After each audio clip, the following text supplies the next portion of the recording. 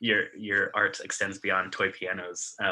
The Tampa Bay Times saying Elizabeth A. Baker plays toy pianos is like saying the Hubble telescope takes photos. So with that, I'll turn it over to you, Elizabeth. It's like one of my favorite quotes of all time. I don't have favorites, but I really enjoy that quote. So yes, I'm the Honorable Elizabeth A. Baker.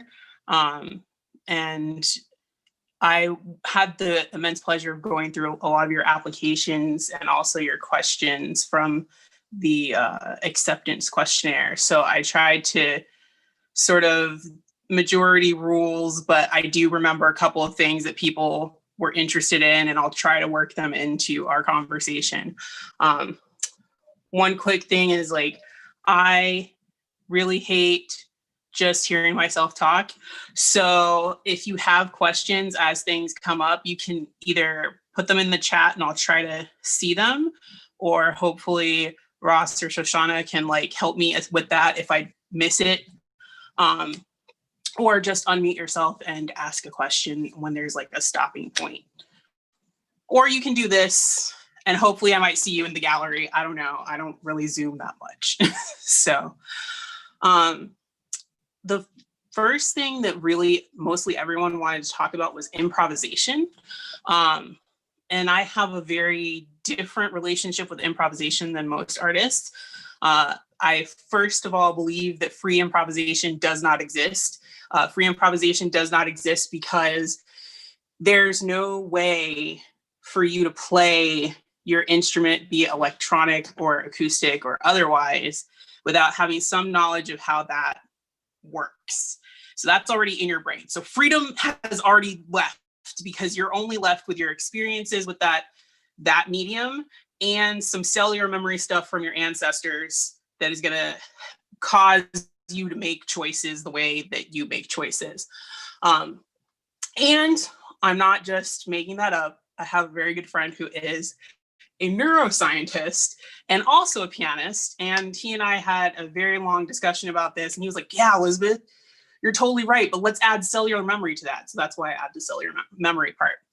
So I look at improvisation really in the terms of biofeedback. And I know many people have never had any experience with biofeedback. I'll give you sort of a background. I did biofeedback when I was a child. And the experience was very traumatic because I will tell you exactly what happened. So I got picked up out of school and most kids are like, yeah, we're going to do something fun. No, we're not doing something fun. We're going in a dark room with a two-way mirror and there's technicians that are going to watch you for about an hour and a half. We're going to put some earlobe sensors on your ears and headphones don't move because the earlobe sensors will fall off, and sensors on my head, sensors for my heart. And then the easiest way I say it to people is like play Pac-Man with my mind in a dark room, listening to a playlist of my own choosing. And then at the end of the round, you'd see all these stats, and the stats are like your heart rate and everything like that. And so you learn to control your body at will. So I have kind of like superpowers. I could be like literally, there's been times I've been probably should have gone to the hospital, but was able to perform in New York, get on the A train, and then die later at a friend's apartment, but only a little bit. And then the next day I was like reborn like a phoenix, but like the dying happened later. And I was able to control my body up until then. So I use this because I have such a finite sense of all of my systems. Also, I did meditation a lot when I was younger. And so I observe myself in the act of music making on stage. And in observing myself, I know a lot of the things that, oh, I'm going to do this in this situation. So when I'm working with electronics primarily, I generally put something in my rig that will possibly blow up. It's going to go wrong feedback could happen, anything could happen. It's just going to catastrophically possibly go wrong. Sometimes it doesn't catastrophically go wrong. Sometimes it's good. But sometimes it goes catastrophically wrong, and it causes you to have to readjust yourself, because you might not be able to get that piece of gear working, or the piece of gear might be working, but it might not be working in the way that you thought it was going to be working. So for me, that's my way of breaking or creating a disruption that allows me to break out of norms. Because the only time in your life that you will actually truly have free improvisation is if a mountain lion appears in front of you, not like far away, but like 2 feet in front of you. That's the only time in your life that you're going to improvise, because you don't have any frame of reference on what to do if the mountain lion is 2 feet in front of you. You just don't. So that's basically where my thoughts about improvisation come from when I'm starting. I'm not sure if anyone got a chance to watch some of my field study stuff beforehand. But with that, I'm also looking at all of the elements within the space as collaborators, as sonic collaborators. So the grass, the birds, all the different things, the gators, the pretty little cute gators. I love them so much, until they become grandpa gators, and they're scary.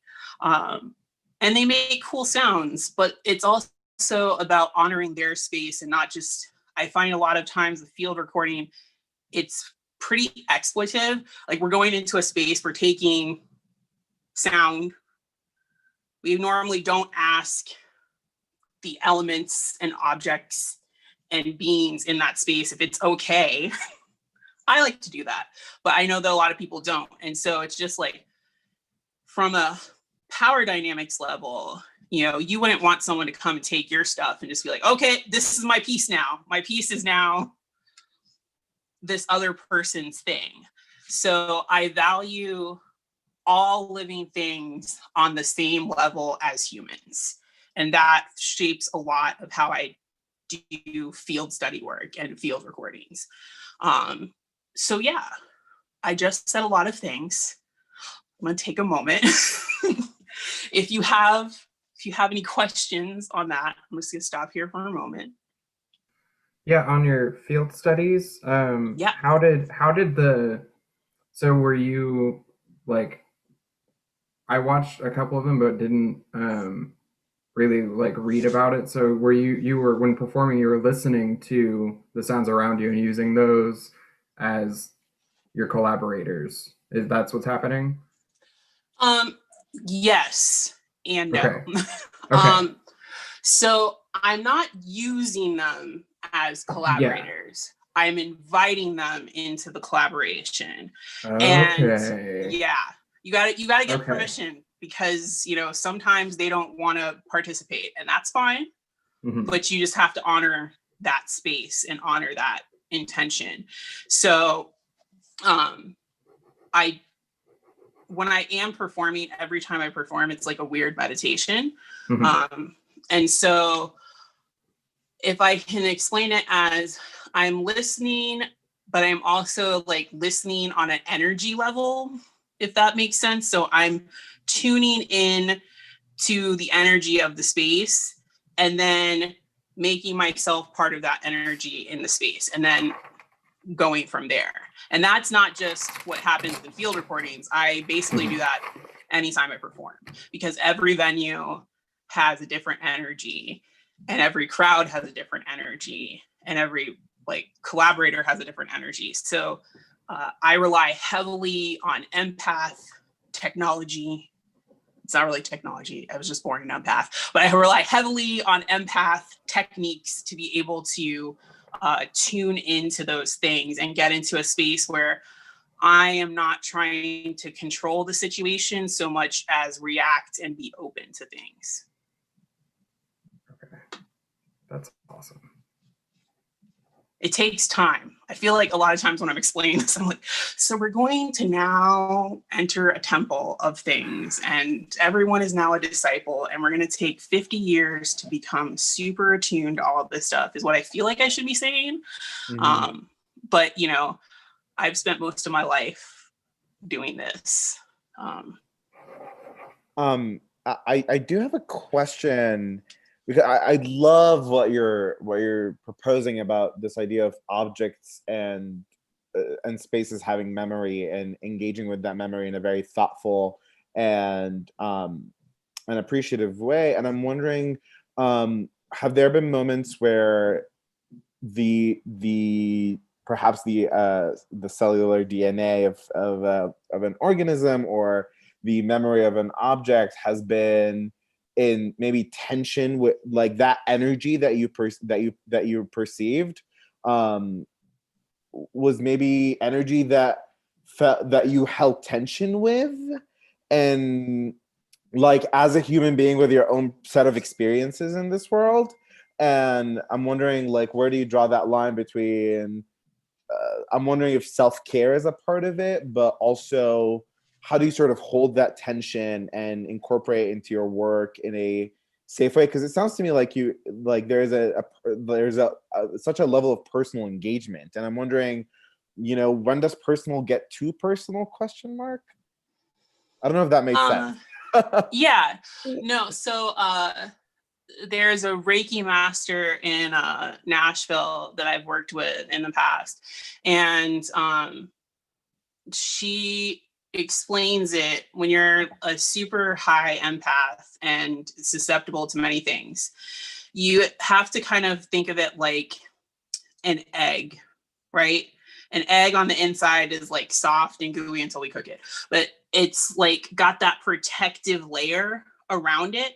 So if you think about an egg, and then there's like this protective layer that I've cultivated, and then think about light shining through that egg and just like going out, and like I always see it like the egg and then two lights going in and out this way.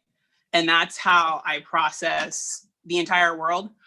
Because if I didn't, I would be exhausted, like you're saying, all the time. And then there's some days, especially in the pandemic, I take what I call Black PTO, which is I need to have some time to myself, because there's a lot of harmful things that seem like terroristic to my Black body, and I need to have space to just not deal with that. So I watch a lot of K dramas and C dramas, and then and then I emerge from the world able to function.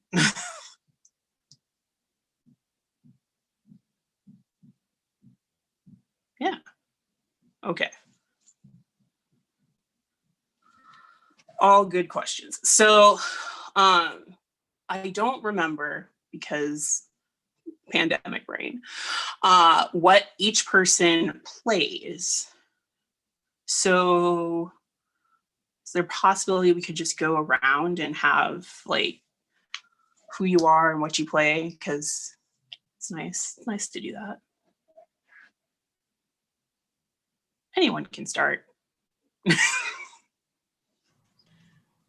We're all in a different order to each other. Sorry, My name's Dan, and I play the oboe. I'm Duck, and I play electric guitar and pedalboard. My name's Amanda. I play clarinet. I'm Lily. I play violin. I'm Tabes. I sing. I'm Seamus. I play flute. I'm Lucy, and I play clarinet. I'm Lara. I play piano, but I'm a composer mostly, so yay. I'm Ahmed. I play with the body, because I'm a theater maker. No instruments here. I'm Lara. I play bassoon and recorder, but I also I'm an audio engineer by trade. I'm Shannon. I play the flute.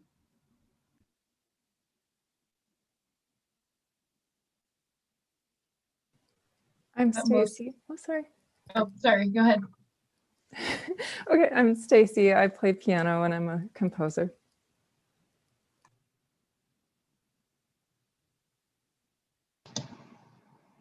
Were you gonna say oboe? Like, yeah, I was gonna say I can't keep track of either. This works surprisingly well on Zoom, but like I don't know. But you know me, and I play. Nice. I'm Julian. Usually I'm a conductor. That hasn't happened in a while, so I play the cello or the piano.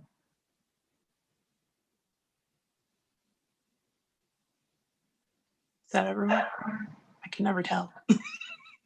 Yes, except for Peter. Yeah, I'm Peter. I sing and type. Hi, Peter. I don't know. I sing and type stuff. Cool. So everyone has no experience with electronics except for the audio engineer. Awesome. So excited for that. Maybe the composers a little bit. Yeah. I do some fixed media stuff and other things. Okay. Yeah, I've done a bit of electronics. I just decided to mention my main thing right now, which is flute. Always mention the electronics. Okay, sorry. Don't be scared of that. That's many people don't know how to do. That's what this pandemic has proved. So many people don't know like basic things like plugging in a microphone. They don't know those things. It's okay. We can teach them, but we need to have the people, like the consensus of like who can be the teachers and who needs to learn how to coil a cable. So awesome. Preview of Friday, I'll be doing electronics, interactive electronics.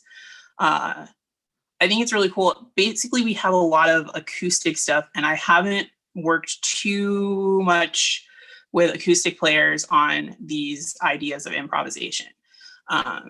So I really feel that the best way to do this improv stuff is not on Zoom, because Zoom is horrible.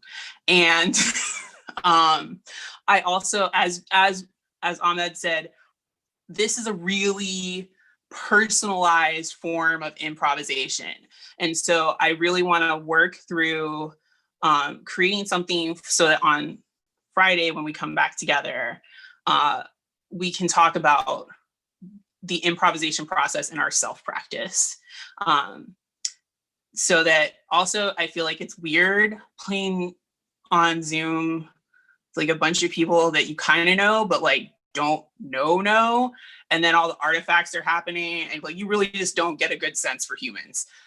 It's a lot.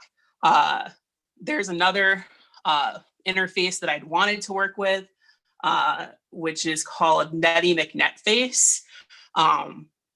Yeah, it's a Miller Pluckett PD patch that allows you to basically control the latency for each channel that's coming in. I am like, if anyone wants to do stuff online, that's the thing. However, this is a very new patch to me and I wasn't about to try it in front of a bunch of people. So, by the way, I got instructions for how to make audio better on Zoom, if that's helpful.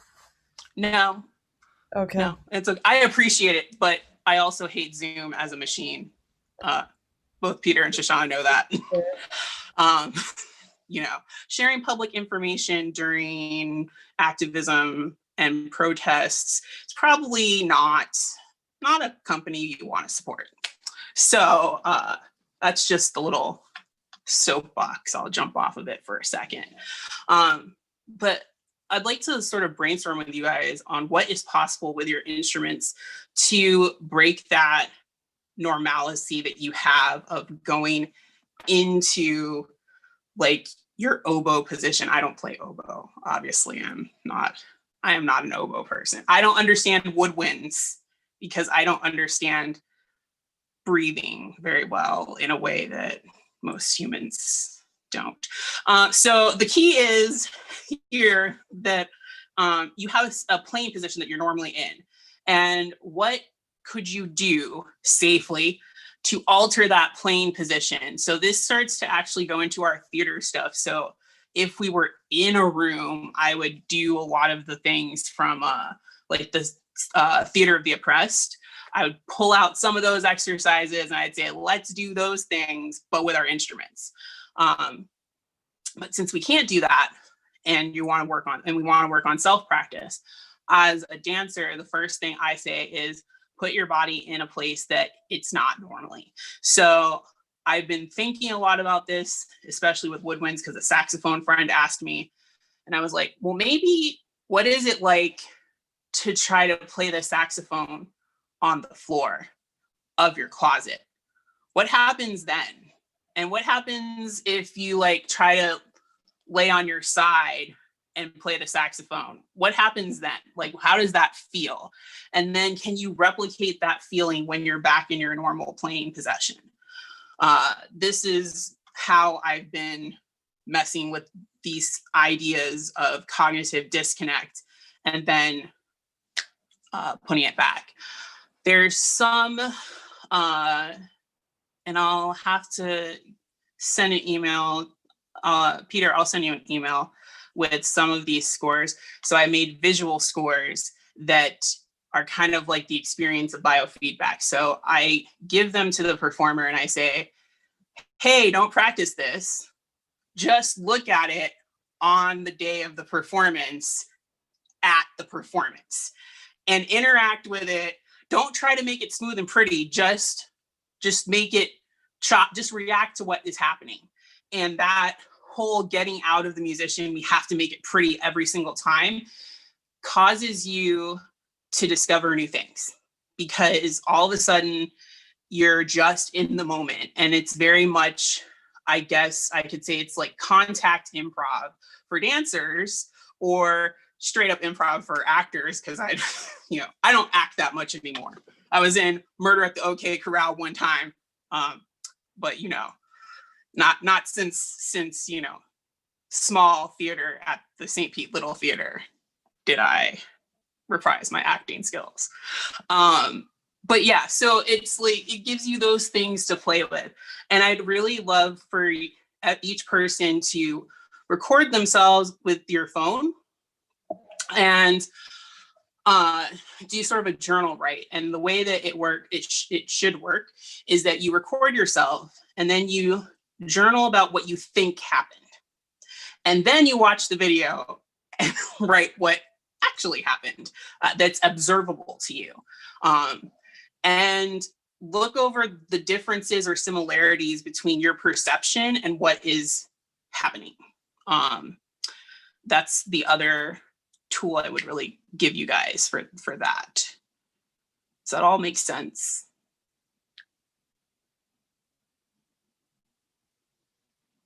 Also, you can use things in your house that aren't meant to be used. Like, I don't know. I really don't know how many of my videos people have watched. So it's like, I don't want to lead with this object, but it does come up a lot in improv. But I do use vibrators on drums and pianos and violins and guitars, and cellos, a lot of things.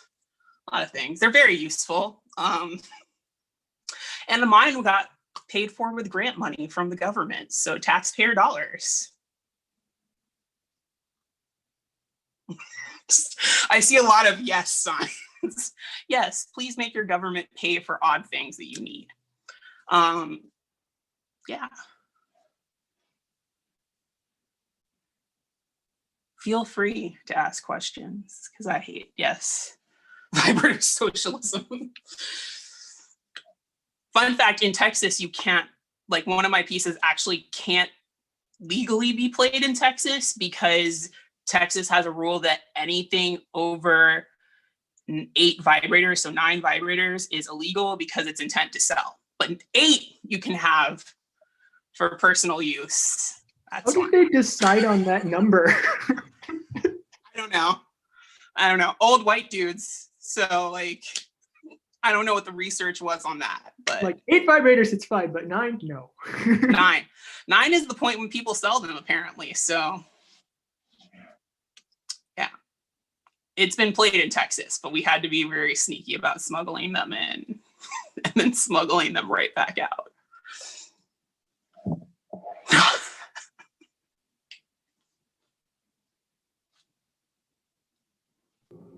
is it weird question? So it's a piece for 9 vibrators, so it's illegal in Texas. Is it just the sound of the vibrators, or the vibrators as a tool for music making in addition? It's a mixture. Okay. So okay. You put 9 vibrators on the strings of a piano, and you like put a screwdriver through, and the sustain pedal is basically up, all the dampers are up. Mhm. And it's like this beautiful just texture of awesomeness. The original piece that I did was based on command voices, and I had a friend who is a violist actually and works at the state mental hospital, and we would always talk about her patients and like the managing of the command voices. And it's like you can manage like 1 or 2 command voices, and then they start going out of control, and you really have to start making peace, fighting them, or having some sort of relationship where you're working with them.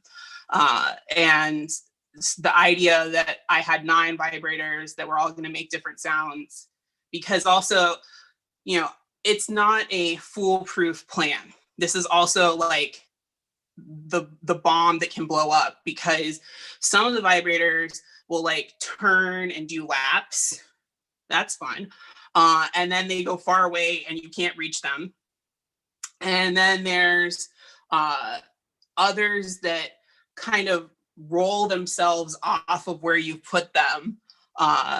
And there's always something they're doing that you're just like, wait, no, that's not exactly what I wanted you to do. But it's nice because it's another entity or set of entities to play with and interact with, and release your musician control, like, because you can't control them.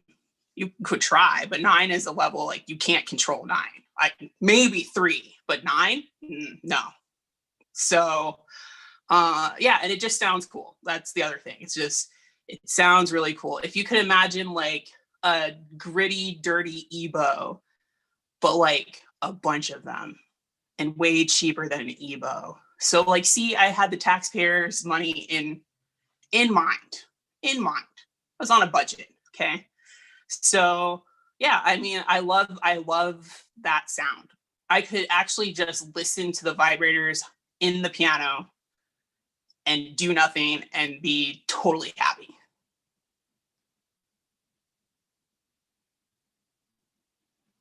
They also sound really good if you take like the big cans that they have for corn, you put that on the piano with a vibrator on top of that. Magical.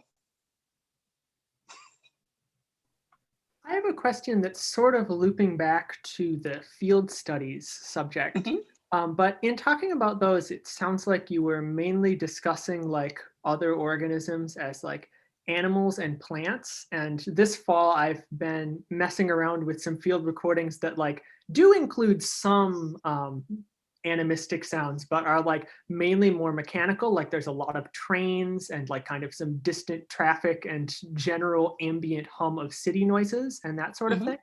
So I'm wondering sort of like what giving agency to those things looked like. And I mean, you touched on vibrators as like a mechanical thing. So I sort of sense that connection. Yeah, so not enough time to cover this, but if you look up object-oriented ontology, this concept that what a thing is more interesting than what it does. So not actor network theory where it's like a chair is a chair because we sit on it. Like when I first started getting into that, I would like, my mom, she went crazy. I have a whole album and several pieces that are based just on this. And I'd be like, Mom, when is a chair because we sit on it, or is it always a chair? Does it want to be a chair? Like, can it be other things? And she was like, I need you to stop. And then beyond that, when like way before Marie Kondo came out, I was like, okay, Shinto beliefs.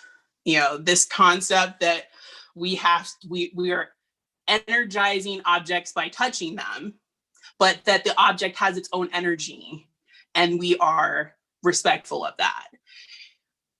Tied a lot into that idea for me, because for me, it's like those two realities of object-oriented ontology and these Shinto beliefs go together. They may not have, come up in the same place, but they're very similar in spirit. And so it's honoring the spirit of everything. So yes, the train has a spirit. I can't tell you what that train spirit is because I'm not with the train. I'm not with, but you become you have the ability to tune into those things, but that comes with time. It's just, you got to sit with objects and maybe not have so many objects in your house. Because I find that when you have a ton of objects in your house, it muddies up your ability to be super sensitive to these things because you're desensitized by all the extra energy that's in your house. I actually want to, I just want to jump on that because I think when you mentioned the muddying of energies, there's something there that that resonates, especially when it comes to improv and this idea that like improv is ultimate freedom. When I don't know, I have a hard time thinking of improv as ultimate freedom because I feel like there's always a container that you're pushing up against. And so I'm wondering for you, what has that container looked like? Is it architecture? Is it, the I don't know, that your own body? Like what is that structure within which improv functions? Or maybe we disagree in terms of improv not having a container and it just being this infinite release of energy. I don't know. Again, not sure if I'm making sense. It is almost 1 a.m. for me, so. Yeah, I mean, if I could say that there's a container, it's probably the perception that there needs to be sound all the time, that there needs to be action all the time, because that happens way too much in improvisation. And so, like, to give you context, I used to do improv in like the noise community because I'm from Florida and we have a huge noise scene. We have the Florida International or the International Noise Fest happens in Miami every year. Probably not this year. I mean, no, they'll probably do something because, they're weird. Anyways, so I'm used to having to improv with like stuff that doesn't make sense to most musicians who have had any classical training whatsoever. So, like record skipping. Like I have a friend who does record skipping on an ironing board. His moniker is ironing. There's just like, I'm trying to think, like there's been weird stuff. Like somebody also used firecrackers. That was very not okay, but it was the lesbian bar that was owned by a person who my dad sells copiers and stuff like that. So she like let us do a lot of stuff under the auspice that I would never tell my dad that she owned a lesbian bar, and I would never tell him. She would never tell him that I was there doing weird stuff. That was how that worked. So like weird firecrackers were like a sound making thing one time. I mean, I've seen a lot of things, a lot of weird things. People in bubbles.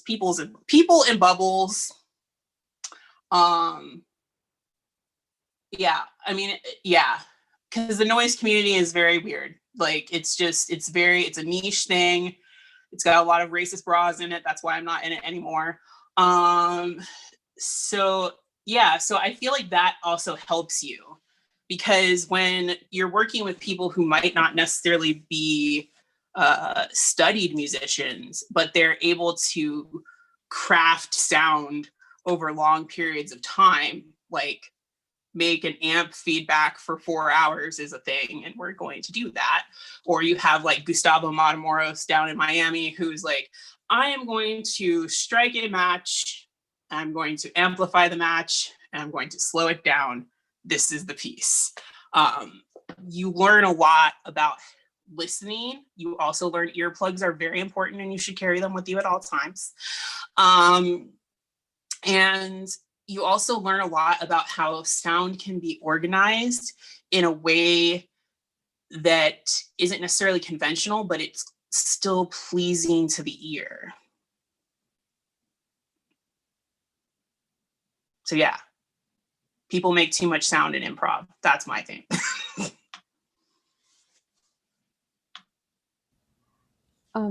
That last thing you said about sound being organized in a way that is pleasing but unconventional rings true to me, because my solo project is I'm trying to push myself into playing violin through various distortion pedals and like other kinds of electronic modifications, mostly physical, because like I'm a noob when it comes to. You should get some electronic. Vibrators. Yeah, and I have one that I've actually been thinking of using. You've been inspiring me to think about using it.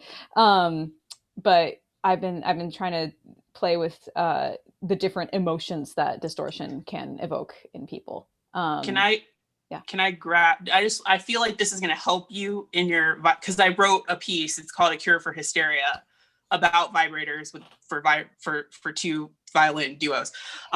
So there's specific vibrators that should be used in specific applications. So if you just allow me to go to the vibrator shelf, please do this. Everyone wants this, I'm pretty sure.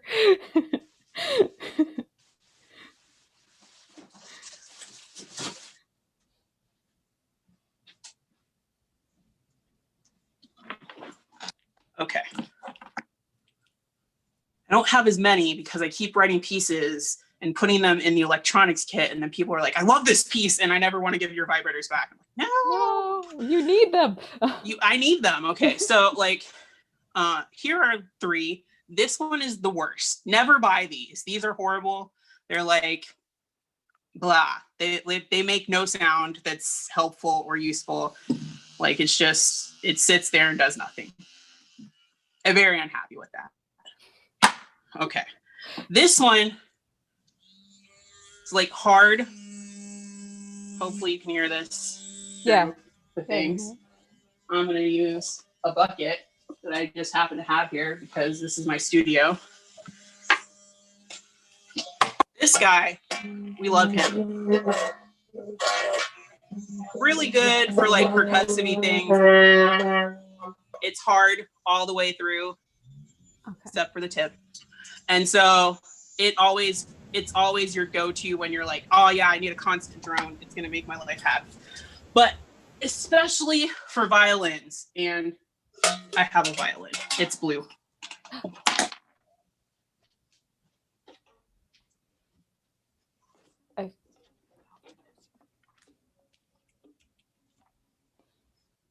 An organized studio also makes all this easier. Yeah, I bet it does. So, like, here's my blue violin that I use for testing things.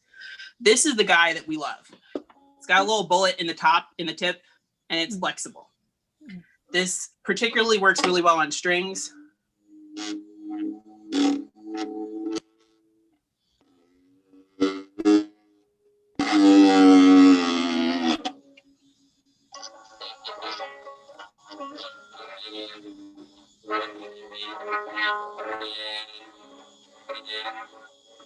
So that's incredible. This is the type that you want when you go to your local sex purveyor. Please don't buy these things on Amazon. Oh man, that's awesome. Support local. Yes, support local. Absolutely. Thank you.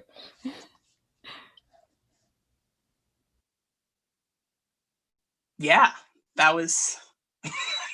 Should I show you the one that I have and see whether or not you think it'll be good? I don't know. You hold it up and I can hopefully see it. Yeah. So they're like, it's like this? The little eggs. Yeah, the eggs. They're like those are not fun. No. Okay, cool. No. I won't waste my time with those then. Yeah. I know a lot because I had to go to the local sex shop multiple times. My mom hates when I tell this story. And I was like, I'm here to buy stuff for music making purposes. And they were like, we have never heard that in the entire time. And we hear a lot. We hear a lot of weird stuff. But nobody has ever said, oh, we're using this for music, for for actual music. And so I got street cred from them. They're like, yeah, you got cred. Also, when I was buying this one, there was a way bigger one. And I was like, can we get this in a less conspicuous color? And they were like, we have it in blue. Like, that does not help me in any way, shape, and or form. So it is what it is. My mom is very Catholic and she disowned me only temporarily for like an hour.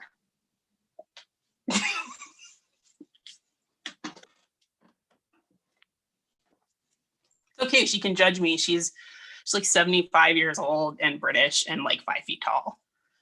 So she can judge me all she wants. It's adorable most of the time.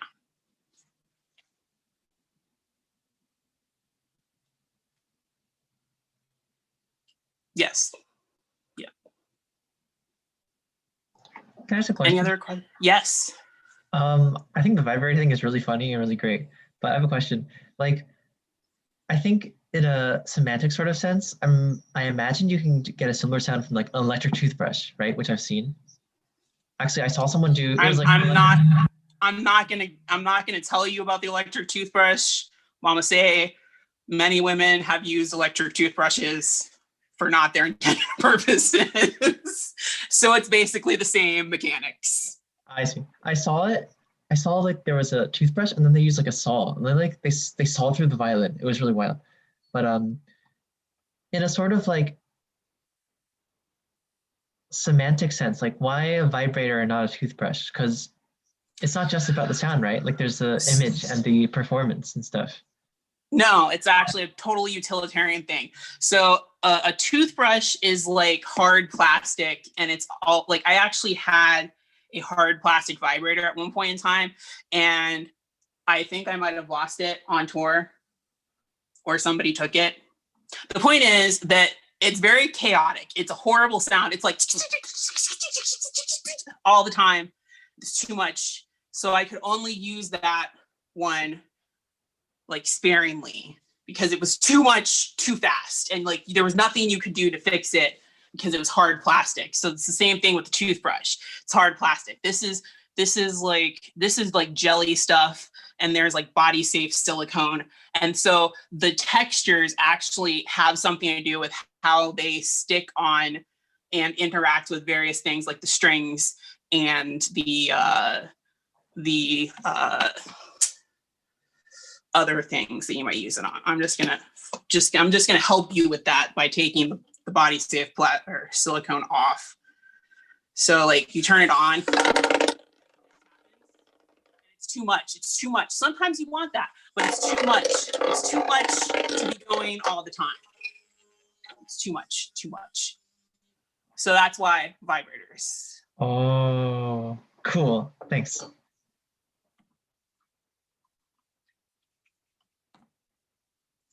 Other questions? We begin using vibrator drones in our work. I mean, I'm in a textbook about my usage of vibrators in piano, so do what you want. My mom was not happy about that one.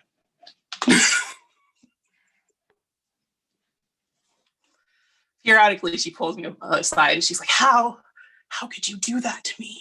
How? She brought her church friend to a concert once. It was bad. Slightly unrelated note, but it's interesting that she's British and a Catholic. I'm just saying. My grandmother's from Venezuela. Okay. So her mother is from Venezuela, lived in Trinidad for a big portion of her life. Like when I was born, she told my dad the child will be Catholic. Okay. My dad is Baptist, just to give you.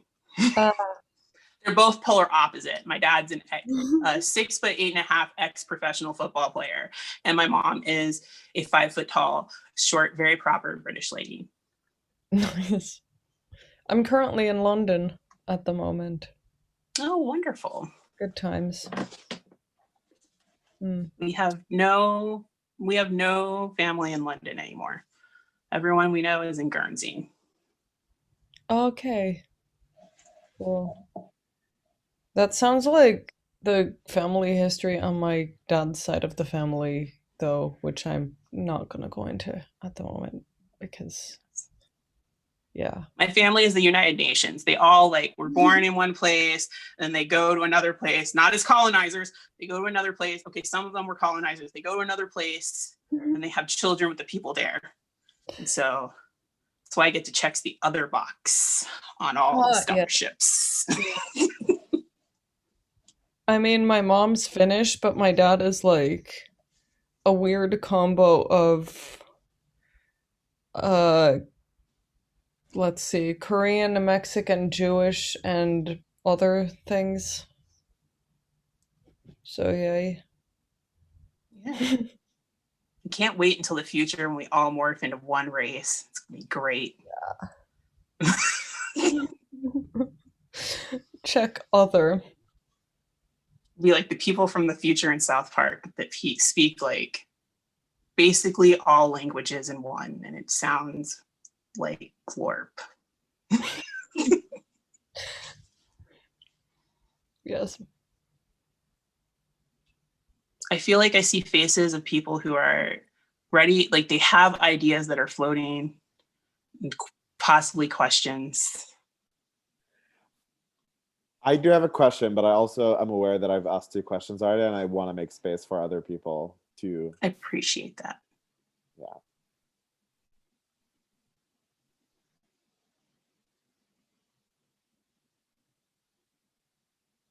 Shoshana, do you have a question? I mean, you have had unbridled access to all questions. No, I just thought that was funny, and I think Ahmed should ask a question, unless someone else wants to.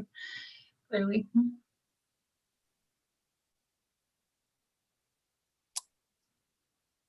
Great. I'm just gonna shoot, and you can feel free to respond to this or not. First of all of this is incredible. Thank you so much. Huge affirmations. And my other question is, I love the usage of the objects that you do not expect and putting them in unexpected places and seeing the outcome of that. And the vibrators on the string to me is an example of, yes, an object manipulating another physical object. And I'm wondering, how can these, I don't want to use the word mundane, but like maybe, I don't know, mundane everyday objects, how can they maybe manipulate something for me like a theater maker? I think I'm more on the inside out kind of I think about it more on the inside out, and I'm wondering, how can everyday objects alter the non-tangible stuff, the stuff that doesn't make sound? I don't know. Does that make sense? I don't, maybe. Yeah. And I'm gonna offer something. I don't even know if you can get a video of this piece, but there's a piece called, it's the Water Concerto by Tan Dunn. And it uses amplified water. And you always think water is like the most mundane thing. It's like, it's part of the air molecules. It's like, it's there, right? But the way that water becomes like this incredibly complex instrument in that piece, and to a lesser extent, I also have a piece for amplified water. And so this concept of like water as like a thing that you can listen to. I also build hydrophones. That's what I'll be doing this week. I have an order for somebody in the Netherlands, and I was like, awesome, I'm going to use the extra to make some more hydrophones for me. And so if you ever throw a hydrophone into water, even if it's not like, I say fancy water, but mostly that means like deep water. But like you could throw it into a puddle, and when you listen to water in particular, there's something where all of a sudden you feel like you're in the water. And like the physical space that you are in has just been altered. Also, it makes people want to go to the bathroom. And so I often tell, and like, here's an even more mundane thing, and it's a very actor thing. So do you know how they got the sound of the waterfalls in Pocahontas? Do you know this? I have to say no. They used a toilet. So the waterfalls are actually the sound of a toilet. And I have mic'd many a toilet in my day. It's a very delightful sound. Like you cut off that and you like reverse it and it's a babbling brook. It's magical. And all of a sudden with the audio engineering skills, you can really all of a sudden you're in a different space. You put that through a little bit of reverb and it's like, wow, I'm in a tropical paradise. And like, there you are, just flushing your toilet.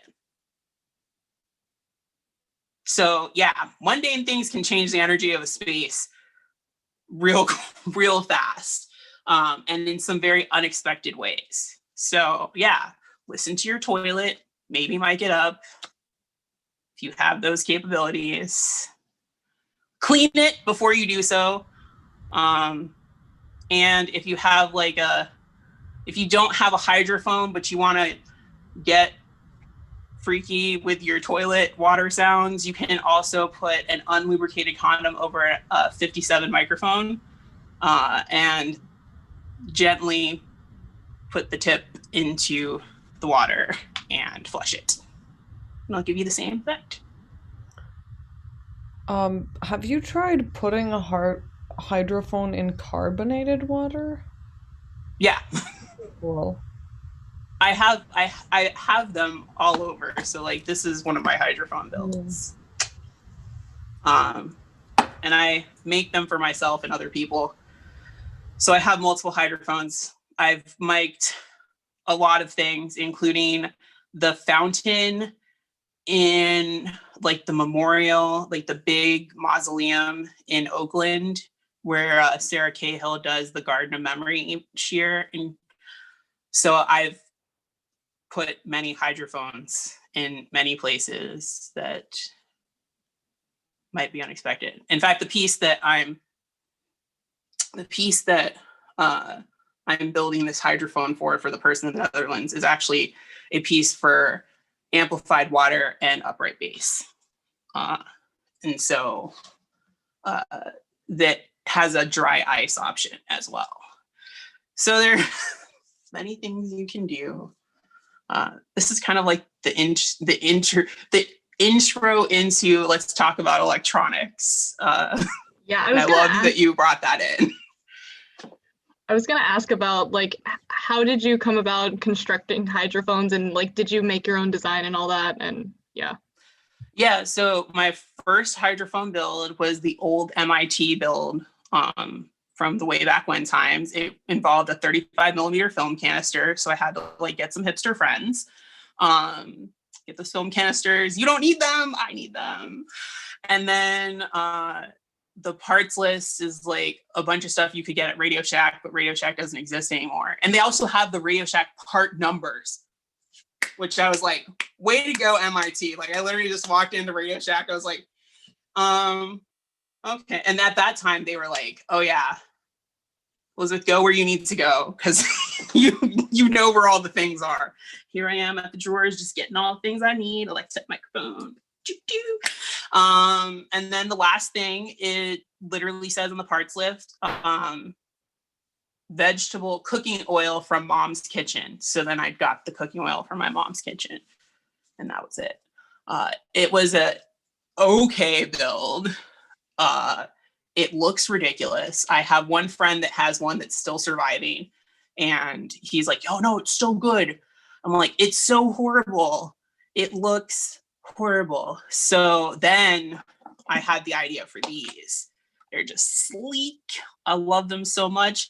It's a double-sided piezo contact mic, the balanced output that's sandwiched with marine sealant and dipped in Plastidip.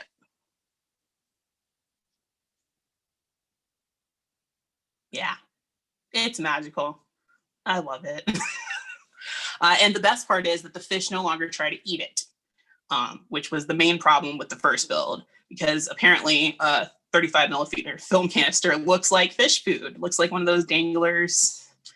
And this also sinks very well. I won't give away my sinker recipes, but it also sinks a lot better than the film canister, because the issue with that is I'd get a lot of pops and clicks, because no matter how hard you try to get a vacuum tight seal on that, there's still some air left. And so when it starts going deeper, you have a pressurization thing where you start getting these clicks, which were unpleasant. Now I don't have those. So everyone wins.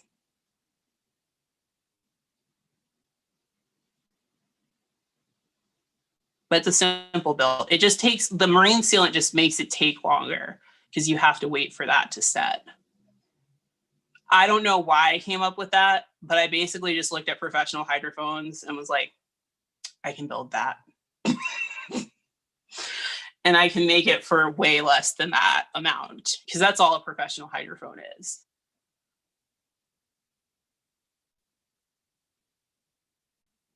Now everyone wants to go build hydrophones.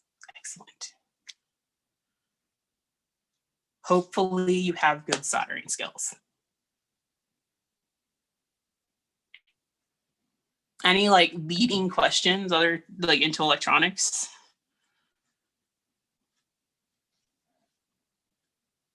I know a lot of people asked about my like interactive stuff.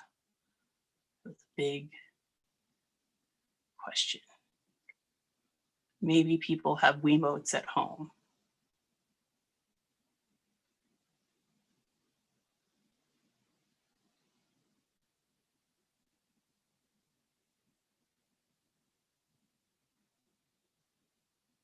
No questions are wrong.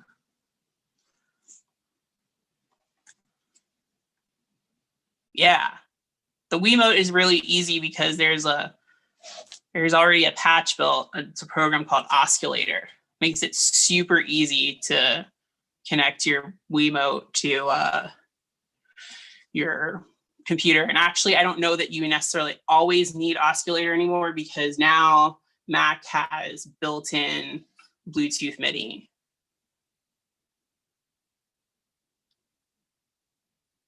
And I see people talking about Dancer. Yeah, the Wiimote is horrible for dancers. That's why I have a bunch of rings, because the problem is that the Wiimote doesn't allow you to access your body in the same way that you could with a discrete ring.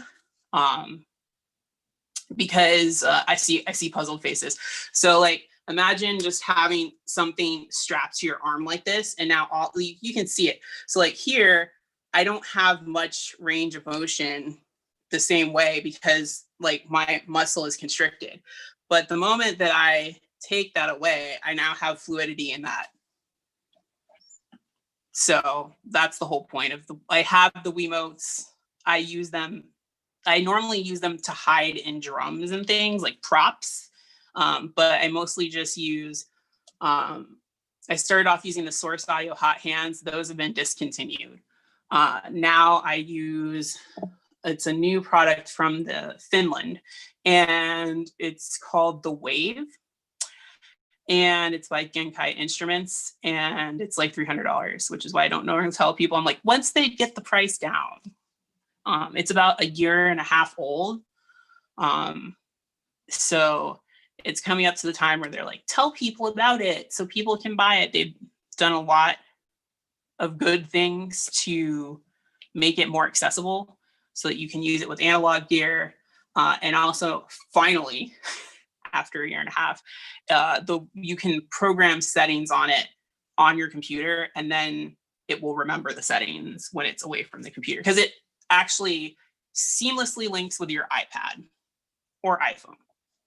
So, and now with the Witty, which is their little, it's a little dongle that you can attach to your analog synth, you actually no longer need a laptop to operate this, which as a person who, I have a carry-on that is just electronics, just to give you an idea. The carry-on that's just electronics, it's like 70 pounds. And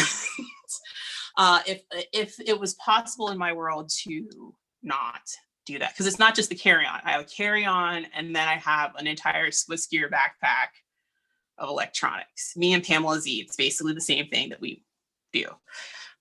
So to cut out some of the computers that are necessary, it's a game changer. And it's also really simple for people who are not used to mapping electronics. So yeah, intro into the next thing, and I think that's our time. Yeah, it's around 6. If people have other questions, we can also get to them next time. Yeah. Or if they want to send me an email with those questions, or send you an email that gets sent to me, Reader's Digest version, that'd be awesome. And then we can do targeted things for next time. Yeah. Dandra said something about simplifying setup for people who are just getting started in electronics, but I imagine that'll be pretty relevant to Friday. Mm-hmm. So cool. We have like a vague plan to do a graphic score jam whenever we transition out of this. So I don't know if people want to stick around or take a break, but yeah, this was fun. Much more vibrators than I was expecting, but that's definitely not a bad thing. Use those tax dollars. Yeah. Any parting words? I don't have any Anyone? parting words. Just thank you. This is all really cool to hear you Yes. talk about it. And yeah, your approach to music is really inspiring. So thanks. Yeah, it was really wonderful to hear all your thoughts. Can you use a sample of my vibrator demo? Sure, why not? I mean, it wasn't my most masterful vibrator playing, but you know, it was just a taste of possibilities. I'm really excited for this graphic score jam. Cool. Well, if there's nothing else, I'm gonna go eat guava pastries.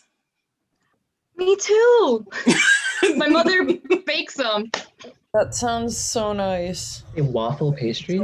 Guava pastries. I love guava. guava. Guava is so good. All the antioxidants. Like and it's the in a ones with pastry. the puff pastry with powdered Yep. sugar all over the top. No powdered sugar. We don't do that. That's a crime. You see the guava paste, and the puff pastry, and then you eat it, and you're happy, and you move on with your day. Nice. So with that, I bid you all a fond adieu. Bye. Thank you so much. Bye. Thank you. Bye. So I'll see you on Friday.